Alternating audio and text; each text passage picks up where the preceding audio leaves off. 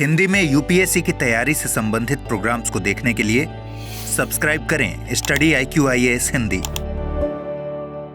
नमस्कार, बहुत बहुत स्वागत है आप सभी का स्टडी IQ-IAS हिंदी के इस बुलेटिन में। मेरा नाम है अतुल जैन और आप जानते हैं कि मैं आप सबके सम्मुख लेके आता हूं ऐसे समाचार और ऐसे समाचारों पर चर्चा जो आपके परीक्षा के दृष्टिकोण से महत्वपूर्ण है। बिहार में अब से कुछ समय पहले एक जातीय जनगणना हुई थी जो कि काफी विवादास्पद रही। आप सबको उसके बारे में जानकारी होगी।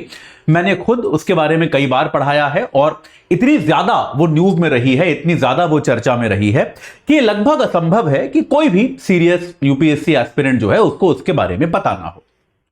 मामला क्या था कि भारत में आजादी के बाद से हम सेंसस में हम जो है जनगणना में जाति की गणना जो है उसको उतना नहीं करते थे, क्योंकि एक हम ये मानते थे कि भाई जातीय जनगणना जो है उससे देश में जातिवाद की भावना बढ़ेगी।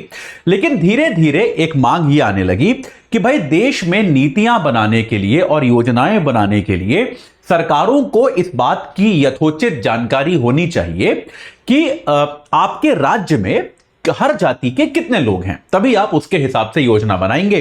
तो उसके बाद आखिरकार बिहार सरकार ने अभी जातीय जनगणना कराई, जिसके परिणाम अभी कुछ समय पहले सामने आए थे।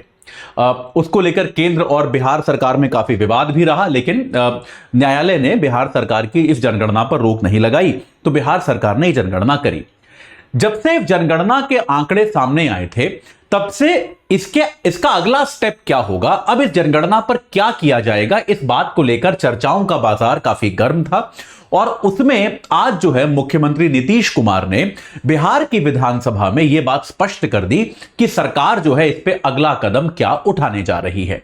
तो बिहार में मुख्यमंत्री नीतीश कुमार ने कहा है कि हम जो है सरकारी नौकरियों और शैक्षणिक संस्थानों में अभी जो आरक्षण बिहार में 50% है, जैसा कि सुप्रीम कोर्ट ने इंदिरा साहनी वाले केस में कहा है, बिहार में वर्तमान में 50% आरक्षण है और इसके ओवर एंड अबव माफ कीजिएगा, जो केंद्र सरकार ने EWS आरक्षण दिया है, एक आर्थिक तौर पे कमजोर वर्गों को जो संविधान संशोधन के जरिए आरक्षण मिला है, वो 10% आरक्षण ये है। ठीक है, ये वर्तमान व्यवस्था है बिहार में आरक्षण की। नीतीश कुमार ने आज बिहार की विधानसभा में कहा कि हम इसको परिवर्तित करना चाहते हैं और बिहार में हुई जातीय जनगणना के आधार पर हम इस नंबर को, ये जो 50% का नंबर है, इसको हम 65% तक लेकर जाना चाहते हैं। और EWS क्योंकि संवैधानिक व्यवस्था है तो उसका तो हम कुछ कर नहीं सकते, संविधान में जैसे लिखा है वैसे ही रहेगा, तो EWS के साथ कोई छेड़खानी अभी नहीं करेंगे, तो ये 10% ही रहेगा। तो यानी कि अगर एक तरह से देखा जाए तो बिहार में अभी जो इफेक्टिव 60% आरक्षण है, वो अगर नीतीश कुमार जो कह रहे हैं उसको करते हैं तो 65 + 10% यानी कि लगभग 75% के आसपास आरक्षण आपको बिहार में देखने को मिल सकता है। नीतीश कुमार ने यह कहा है कि इस पर हम चर्चा करेंगे। इस पर अभी उन्होंने यह नहीं कहा, कोई ऐसी टाइमलाइन नहीं दी है कि इस तारीख के पहले इसको पारित कराया जाएगा या कुछ और किया जाएगा या इसको लेके इसके बाबत कानून बनाया जाएगा।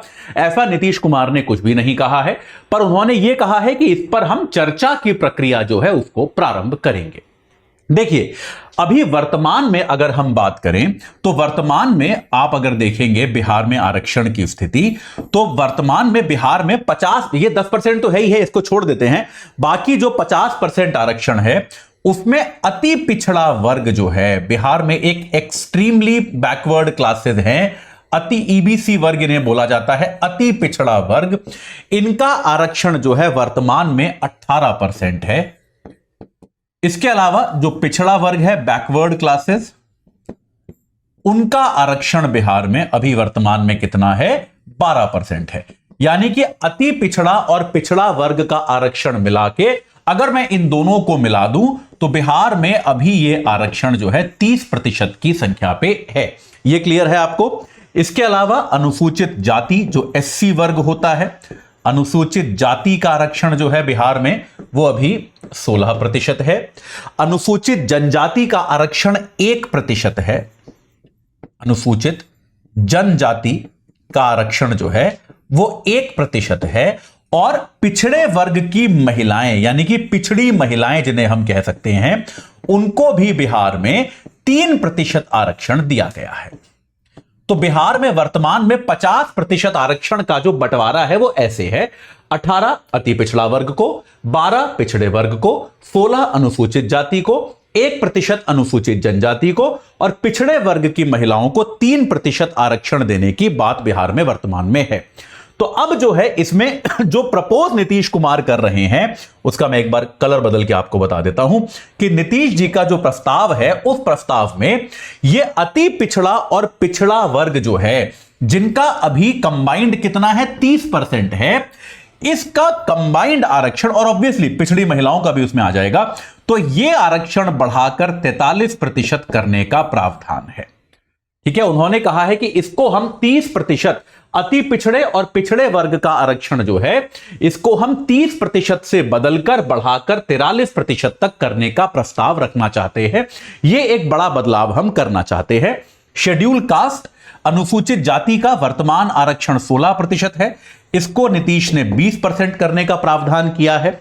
अनुसूचित जनजाति जो है उनका आरक्षण भी 1% से बढ़ाकर 2% करने का प्रावधान किया है। तो आप देख सकते हैं कि 65% आरक्षण जो है नीतीश कुमार ने प्रस्तावित किया है कि बिहार में हम 65% आरक्षण की व्यवस्था लेकर आए, ये उन्होंने कहा है। अब एक बार मैं आपको बता देता हूं कि बिहार की जो जातीय जनगणना थी वास्तविकता में उसमें क्या परिणाम आए थे। तो देखिए, ये जो परिणाम थे, ये जो नंबर थे, नीतीश कुमार का ये कहना है, ये नंबर बिना डेटा के नंबर से, कि हमको पता ही नहीं था कि कौन सा वर्ग जो है वो लगभग कितना है संख्या में, लेकिन यहां पर चूंकि हमको पता है अब कि कौन सा वर्ग उसकी आबादी कितनी है, तो हम जो आरक्षण देते हैं वो उसके हिसाब से होना चाहिए, उसके अनुकूल होना चाहिए। तो अगर आप बिहार की जातीय जनगणना पर जाएंगे, अगर आप बिहार की जातीय जनगणना के आंकड़े देखें, क्षमा कीजिएगा, बिहार की अगर आप जातीय जनगणना के आंकड़े अगर आप देखें तो आपको बिहार की जातीय जनगणना, हालांकि बहुत चर्चा हुई थी, जो सामान्य वर्ग है, सामान्य वर्ग की आबादी पाई गई थी 15.52%। ठीक है, 15.52% सामान्य वर्ग की आबादी पाई गई थी। शेड्यूल्ड ट्राइब अनुसूचित जनजाति की आबादी पाई गई थी 1.78%, 1.68, माफ कीजिएगा, 1.68% वहां पे अनुसूचित जनजाति की आबादी पाई गई थी।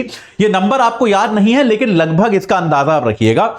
शेड्यूल कास्ट जो है वो 19.65% पाए गए थे।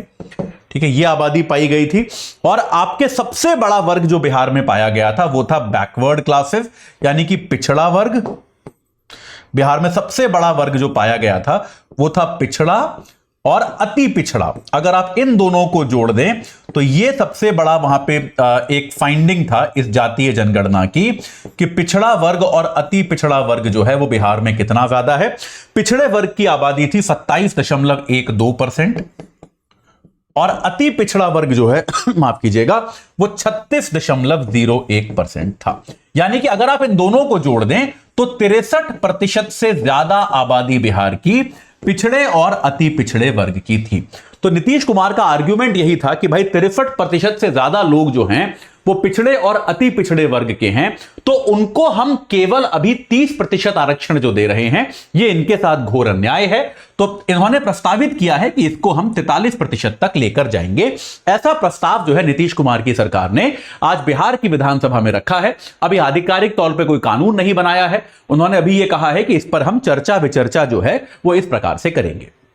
ठीक है, अब देखिए, आरक्षण को लेकर 1992 में सुप्रीम कोर्ट ने एक ऐतिहासिक निर्णय दिया था जिसका नाम है इंदिरा साहनी मामला। आपने निश्चित तौर पर, अगर आपने पॉलिटी पढ़ी है तो आपने इसके बारे में सुना होगा। इंदिरा साहनी मामला जो था 1992 का, उसमें सुप्रीम कोर्ट की 9 जजों की बेंच ने यह तय किया था कि आरक्षण दिया जा सकता है, आरक्षण संवैधानिक है, पिछड़े वर्ग को बेसिकली आरक्षण दिया जा सकता है। मंडल कमीशन की जो सिफारिश के बाद दिया गया था वो सही है, लेकिन सुप्रीम कोर्ट ने इस पर एक सीमा तय की थी कि आरक्षण जो है वो 50% से अधिक नहीं होना चाहिए। 50% जो है उसके नीचे ही आरक्षण वैध माना जाएगा, उसके ऊपर वैध नहीं माना जाएगा। तो इस बात को लेकर एक तरह से सुप्रीम कोर्ट ने एक आर्टिफिशियल, एक कृत्रिम कैप लगा रखा है कि इससे ऊपर आप आरक्षण नहीं दे सकते। हालांकि समय समय पर राज्यों ने अलग अलग तरीकों से इस कैप को तोड़ा है।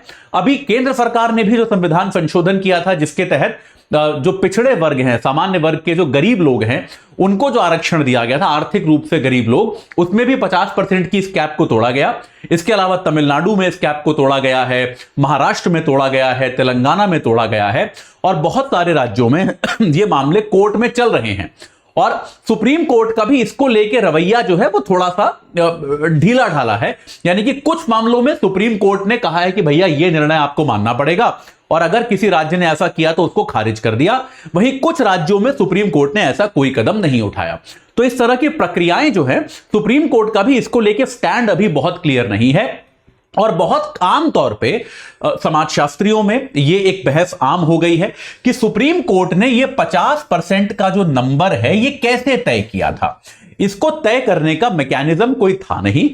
सुप्रीम कोर्ट ने रैंडमली उसको 50% नंबर अच्छा लगा तो उसने कह दिया कि आधे से ऊपर आरक्षण आप नहीं कर सकते। लेकिन अगर देश की 70% या 75% आबादी या 65% आबादी जो है वो पिछड़े वर्ग से है, तो क्या उनका आरक्षण इससे ज्यादा नहीं होना चाहिए? यह एक बहस का मुद्दा है, इस पर निरंतर बहस चल रही है और काफी हद तक बहुत बड़ी संख्या में लोगों का अब मत यह है, समाजशास्त्रियों की बात मैं कर रहा हूं, कि यह जो संख्या है इसका सुप्रीम कोर्ट को रिवीजन करना चाहिए कि क्या यह 50% की कैप अब जरूरी है या इस कैप को बदला जाना चाहिए। तो अब बिहार में एक बार फिर एक अवसर आएगा जब इस कैप को लेकर हमको एक बार फिर से न्यायपालिका का दरवाजा खटखटाते हुए लोग दिखाई देंगे। फिर से न्यायिक निर्णय, फिर से न्यायपालिका के कोर्ट में यह बॉल जाएगी। लेकिन एक जो सामाजिक न्याय की जो लड़ाई है उसमें एक नया चरण, एक नया चैप्टर ऐसा लगता है जैसा शुरू होने वाला है। इस मामले पर हम लोग नजर रखेंगे, इसके क्या क्या आयाम हो सकते हैं। याद रखिएगा इसके राजनीतिक आयाम भी होंगे जिनकी हम चर्चा नहीं करेंगे क्योंकि वो परीक्षा के दृष्टिकोण से हमारे लिए महत्वपूर्ण नहीं होंगे।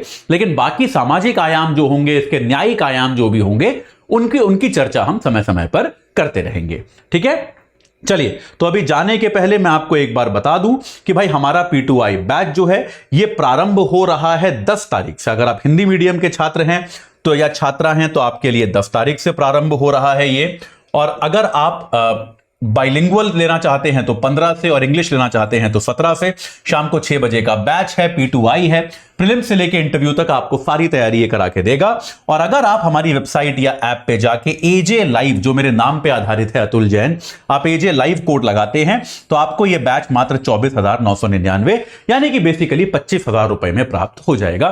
तो बिल्कुल भी देर मत कीजिए, इस बैच से तुरंत जुड़िए और अपनी तैयारी को सही ट्रैक पर लेकर आइए। इस सत्र से जुड़ने के लिए आप सभी का बहुत बहुत धन्यवाद। हिंदी में UPSC की तैयारी से संबंधित प्रोग्राम्स को देखने के लिए सब्सक्राइब करें स्टडी IQ IAS हिंदी।